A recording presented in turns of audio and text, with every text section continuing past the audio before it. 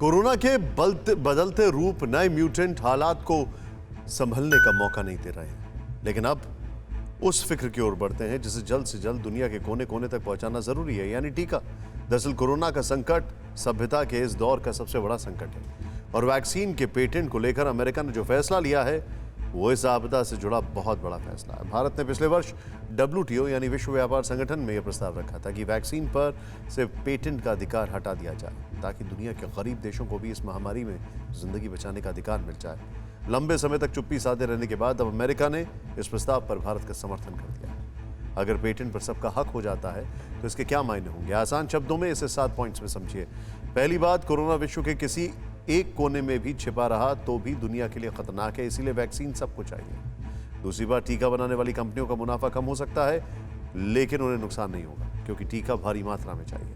तीसरी बात, कई देशों के पास आज वैक्सीन बनाने की क्षमता तो है लेकिन वैक्सीन बनाने का फॉर्मूला नहीं है। उन्हें फॉर्मूला मिला तो तेजी से वैक्सीन बनेगी। चौथी बात, ब्रांडेड दवाइयां जब तक जेनरिक हो जाएंगी तो उनकी कीमत भी कम हो जाएगी, यानी वैक्सीन तक सबकी पहुंच आसान होगी। पांचवी बात, ये वक्त कारोबार में मुनाफा देखने का नहीं बल्कि मानवता को देखने का है। छठी बात, किसी कंपनी का भविष्य तभी बचेगा जब उसका वर्तमान सुरक्षित रहेगा। सातवीं और सबसे अहम बात, अगर पिछले ही वर्ष पेटेंट पर सबका हक हो जाता तो शायद ये तबाही कम होती। अब पूरी दुनिया ये मान चुकी है कि अगर कोरोना को रोकना है तो वैक्सीन ही इसका स्थायी समाधान है। जितनी जल्दी और जितना ज्यादा हम टीकाकरण करेंगे उतनी तेजी से कोरोना के विरुद्ध इस युद्ध को जीत पाएंगे। अमेरिका की जो बाइडेन सरकार ने बुधवार को फैसला लिया कि वो वैक्सीन को लेकर पेटेंट में छूट का समर्थन करेगी। इसका मतलब आप ऐसे समझिए, मान लीजिए कि अमेरिका की किसी कंपनी ने रिसर्च एंड डेवलपमेंट में खूब मेहनत की। उसने इसके लिए दुनिया के प्रतिभाशाली संस्थानों, वैज्ञानिकों और डॉक्टरों की मदद ली। उसने इस काम में खूब पैसे भी खर्च किए और इतना सारा कुछ करने के बाद वैक्सीन को तैयार कर लिया। जाहिर है उस कंपनी ने ऐसा इसलिए किया क्योंकि वो वैक्सीन बेचेगी और कमाई करेगी। तो ऐसे में भला वो कंपनी वैक्सीन बनाने का अपना फॉर्मूला दुनिया के साथ क्यों शेयर करेगी? भारत बायोटेक से लेकर मॉडर्ना और फाइजर तक के पास पेटेंट के अधिकार हैं। अगर ये कंपनियां वैक्सीन पर पेटेंट छोड़ देती हैं तो दुनिया के हर कोने में टीका पहुंच सकता है। अमेरिका भी अब इस हक में है कि वैक्सीन का फॉर्मूला साझा किया जाना चाहिए और संकट की इस घड़ी में नफा नुकसान से ऊपर मानवता को रखा जाना चाहिए। जाहिर है अगर भारत की पहल अमल में आती है तो इसके फायदे ही फायदे होंगे।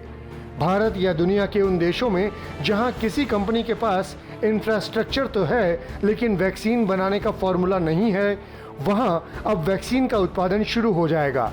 इससे वैक्सीन की किल्लत तेजी से खत्म होने लगेगी और टीका सस्ता भी होगा। इंडिया में वैक्सीन प्रोडक्शन वाली कंपनियां बहुत ज्यादा नहीं है क्योंकि ये थोड़ा कॉम्प्लिकेटेड टेक्नोलॉजी है।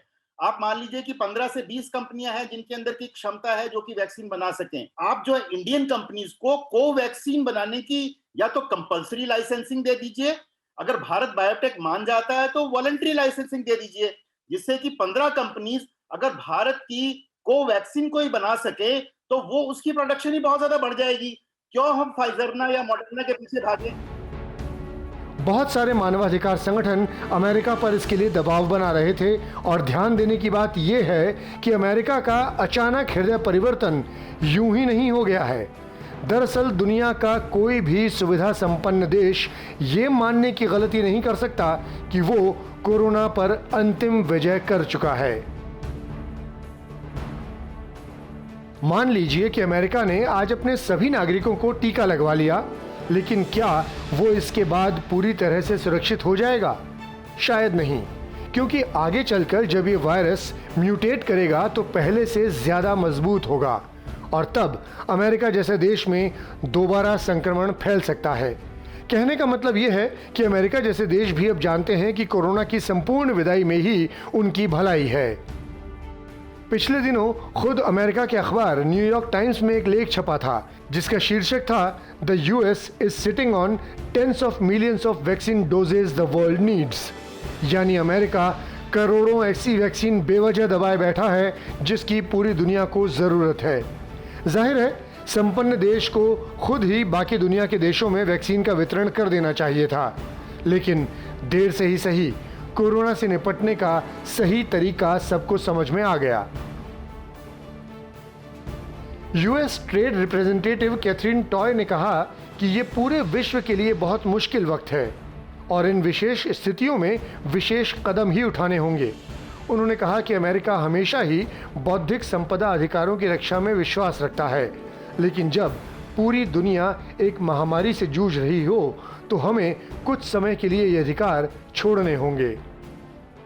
आपको याद होगा कि मशहूर उद्योगपति बिल गेट्स ने भी कहा था कि भारत जैसे विकासशील देशों के साथ कोरोना वैक्सीन का फॉर्मूला साझा नहीं किया जाना चाहिए। इसे लेकर उनकी काफ़ी आलोचना भी हुई थी। यहाँ नैतिक रूप से कोई गलत हो सकता है, लेकिन नीतिगत तौर पर पूरा मसला अलग हो जाता है।